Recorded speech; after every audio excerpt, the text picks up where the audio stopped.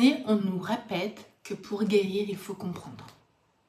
Comprendre son passé, comprendre ses parents, comprendre son schéma ou ses schémas anciens. Mais attention, comprendre c'est important. La parole, elle est essentielle. Mettre du sens, c'est une étape fondamentale.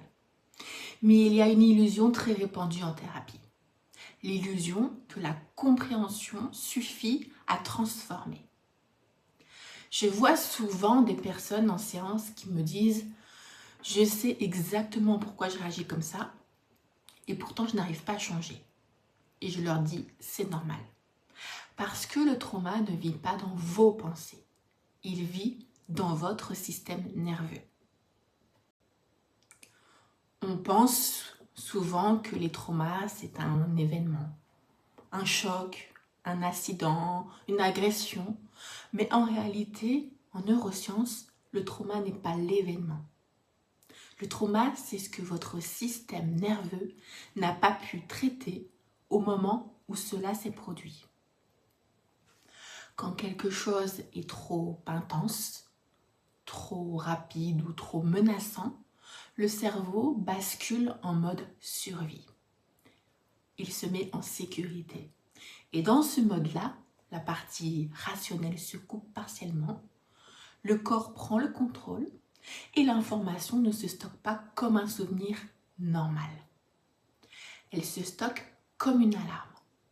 Et cette alarme-là, justement, peut continuer à se déclencher des années après, alors même que le danger n'existe plus depuis très longtemps. Voilà le point clé que peu de gens expliquent. Quand vous parlez de votre trauma, vous travaillez surtout avec le cortex préfrontal, la partie qui est consciente, la partie qui est rationnelle, analytique. Mais le trauma, lui, est enregistré dans des zones beaucoup plus profondes, comme l'amygdale, le tronc cérébral et le système nerveux autonome. Ces zones ne comprennent pas le langage, elles ne comprennent pas non plus les explications, elles comprennent uniquement les états corporels. C'est pour ça que vous pouvez savoir que vous êtes en sécurité et pourtant continuer à avoir le cœur qui s'emballe, la gorge serrée, des réactions disproportionnées ou bien encore une fatigue chronique.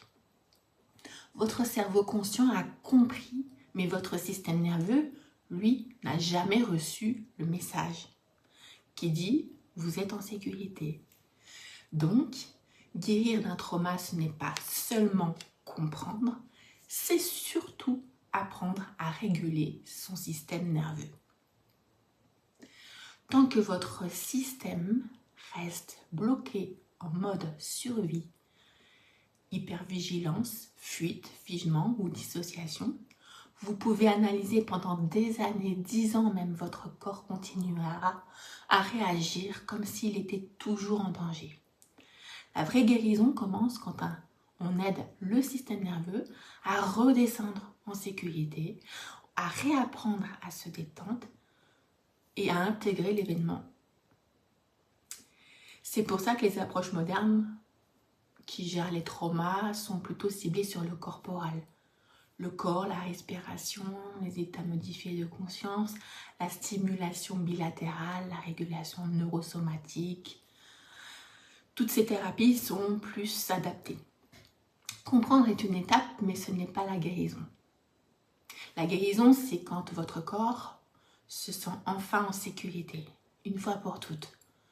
Votre système nerveux sort du mode survie et vos réactions se transforment naturellement.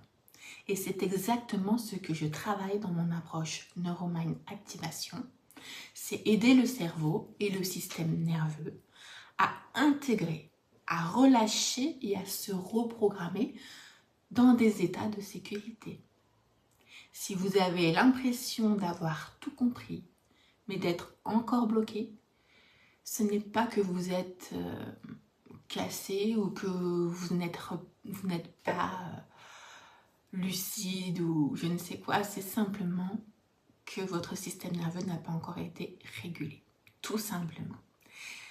Si cette vidéo vous a aidé, vous pouvez vous abonner, ça me ferait très plaisir et ça m'encouragerait à publier d'autres vidéos. Je vous parlerai dans de prochaines vidéos comment reconnaître un système nerveux dérégulé, pourquoi certaines méditations aggravent le trauma et comment accéder à des états réparateurs profonds. Je vous dis à bientôt et merci de m'avoir écouté.